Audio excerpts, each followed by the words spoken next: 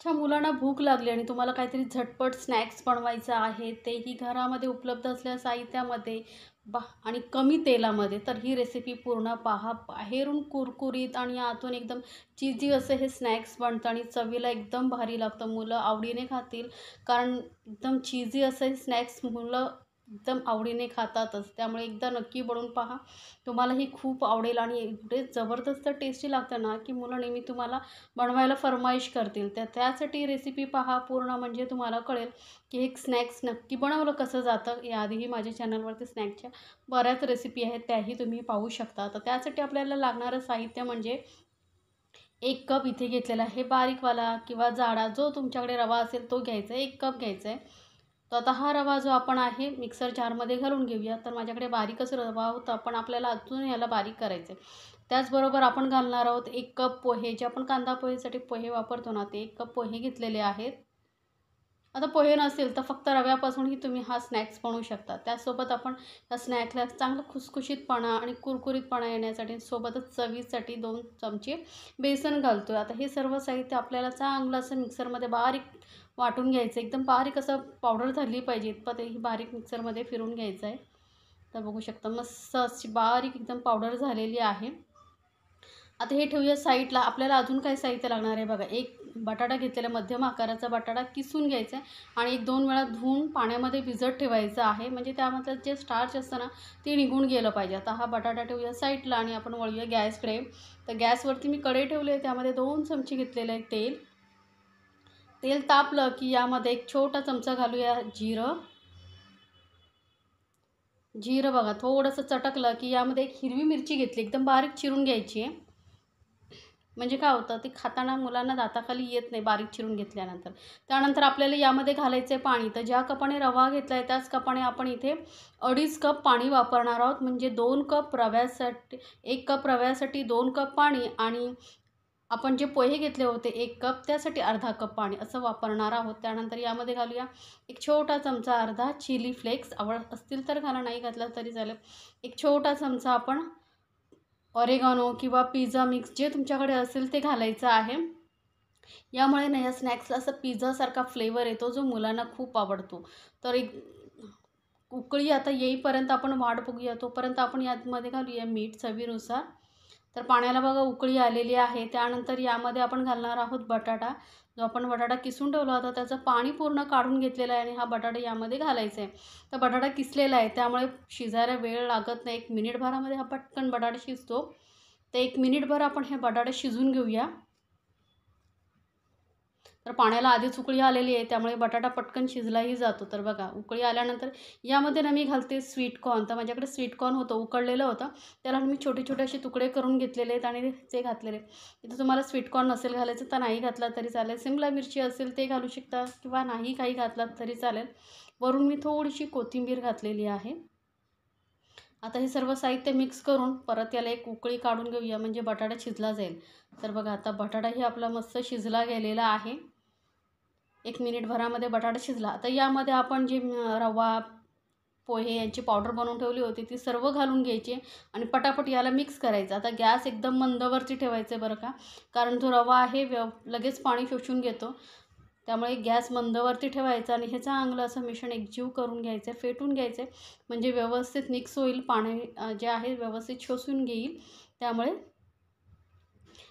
तर बघा मस्त असं मिक्स करून घेतलेलं आहे. व्यवस्थित मिक्स करायचं बरं का, आणि गॅस मंदवरतीच ठेवलेली आहे. बघू शकता पटकन पाणी शोषून घेतलेलं आहे.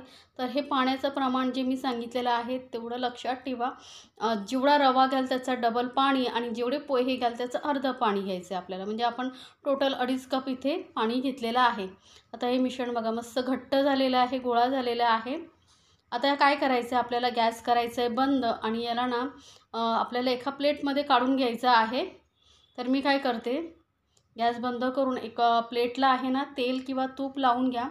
तर बघा मी ज्या प्लेटला तेल लावून घेतलेलं आहे, या प्लेटमध्ये आपल्याला हा जो नाश्ता आहे बनवलेला आहे तो काढून घ्यायचा आहे. म्हणजे काय होईल, थालीला चिकटणार नाही आणि थोडा हलका असं पसरवून ठेवायचं, म्हणजे लवकर थंड होईल. फॅन खाली ठेवला तरी चालेल, कारण आपल्याला ह्याला मळायचं आहे. तर गरम गरम आपण मळू शकत नाही ना, तर थोडा वेळ आपण याला थंड करून घेऊया. थोडा वेळ थंड करून घेतल्यानंतर फॅन खाली ठेवलं होतं. तर हे मिश्रण थोडंसं हलकंसं कोमटच आहे अजून, तरी हाताला थोडंसं तेल लावून मी मळून घेतलेलं आहे, कारण जास्त आपल्याला थंड करत ठेवायचं नाही. हलका हाताने टच करू एवढं आपलं थंड झालं की याच्यानं मळून घेतल्यानंतर छोटे बॉल एवढं घ्यायचं आहे आपल्याला पोर्शन. तर याचं मिश्रण मी बघा छोटा बॉल एवढं घेतलेलं आहे. छोटंसं लिंबू ज्याच्यापेक्षा थोडंसं मोठं घ्यायचं. हाताने याला गोल फिरून घ्यायचं, चपटं करायचं आणि मध्यभागी यामध्ये ना आपल्याला असं पारीसारखं करून घ्यायचं आहे. म्हणजे काय होईल आपल्याला यामध्ये ना चीज भरायला सोपं पडेल. आता चीज इथे मी घालते आहे. माझ्याकडे चीज क्यूब होता, त्याचे मी छोटे पीसेस करून घेतलेले आहेत. तुमच्याकडे मोझरेला चीज, जे चीज असेल ना ते यामध्ये घालू शकता किंवा बिना चीजचेही बनवलात तरी चालतील. खूप टेस्टी लागतो हा नाश्ता. तर बघा या पद्धतीने आपण हे बॉल असे बनवून घेऊया. तर हे बॉल बघा फटाफट बनतात, जास्त वेळ लागत नाही, कारण जे मिश्रण आपण चांगलं मळून घेतलेलं आहे. तर जास्त मोठेही गोळे आपल्याला करायचे नाही, छोटे छोटे करायचे. लिंबूच्या आकार एवढे करून घ्यायचे आहेत.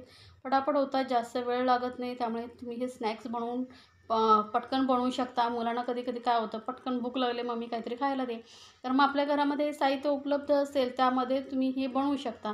असं नाही की चीज नाही आहे तर नाही बनवू शकत, बिना चीजचंही बनवू शकता. याऐवजी तुम्ही यामध्ये भरपूर प्रमाणात भाज्याही घालू शकता, ज्या तुमच्याकडे भाज्या आहेत. जसं मी इथे स्वीटकॉर्न घातलं आहे, इतर सिमला मिरची वगैरे तुमच्याकडे ज्या भाज्या आहेत त्याही घालू शकता, गाजर वगैरे. तर बघा हे असे बॉल मी बनवून घेते. तर बॉल आपले बनवून तयार झालेले आहेत. हे तुम्ही ना बनवून फ्रीजमध्ये एअरटाईट डब्यामध्ये भरून ठेवू शकता. 2-3 दिवस अजिबात खराब होणार नाहीत. जेव्हा तुम्हाला पटकन स्नॅक्स मुलांना द्यायचं आहे तेव्हा फ्राय करून देऊ शकता. तर इथे आज मी फ्राय नाही करणार आहे. मी इथे अप्पे पॅनमध्ये याला फ्राय करून घेणे, थोडंसं शॅलो फ्राय करणार आहे. तर थोडंसं पाव चमचा तेल घातलेलं आहे, जास्त तेलामध्ये नाही. पाव चमचा तेलामध्ये हे स्नॅक्स चांगलं भाजून येतं. तर बघा आणि गॅस मिडियमवरती ठेवून मस्त असे खरपूस आपण सर्व बाजूने याला भाजून घेणार आहोत. तर कमी तेलामध्ये जर स्नॅक्स बनवायचं असेल ना, तर बिना फ्राय करता हे स्नॅक्स एकदा नक्की बनवून पहा. तर हे फ्राय केलं तरी तुम्हाला आवडत असेल तर फ्राय करू शकता. आपण याही पद्धतीने एकदम मस्त कुरकुरीत असे स्नॅक्स तयार होतं. तर बघा आलटून पलटून आपण सर्व बाजूने मस्त याला कलर येईपर्यंत फ्राय करून घ्यायचा आणि गॅस एकदम मिडियमपेक्षा कमी ठेवायचा आहे. म्हणजे काय होईल, पटकन करपणार नाही. नाहीतर काय होईल, बाहेरून असं तुम्हाला वाटेल की कुरकुरी झाले पण आतून कच्चं राहू शकतं. तर एकदम मिडियमपेक्षा थोडीशी कमी ठेवायची आणि असं कुरकुरीत होईपर्यंत आपण हे तळून घेऊया, शॅलो फ्राय करून घेऊया. तर बघू शकता एकसमान सर्वत्र कलर आलेले आहे. हलका गोल गोल फिरवत मी याला स्नॅक्सला आहे मस्त कलर येईपर्यंत फ्राय करून घेते. बघा तेलही कमी लागतं, त्यामुळे तुम्ही आवडीने खाऊ शकता, मुलांना देऊ शकता, टिफिनमध्ये देऊ शकता, मुलंही आवडीने खातील. तर हे स्नॅक्स आपलं तळून झालं आहे तयार. तर गरमागरम कुठलाही सॉसबरोबर तुम्ही द्या किंवा असंच खालात ना, जबरदस्त टेस्टी लागतं. माझ्या मुलांना तर खूप आवडलेलं आहे स्नॅक्स. तर तुम्हीही एकदा नक्की बनवून पहा आणि मला सांगायला विसरू नका तुम्हाला ही रेसिपी कशी वाटली.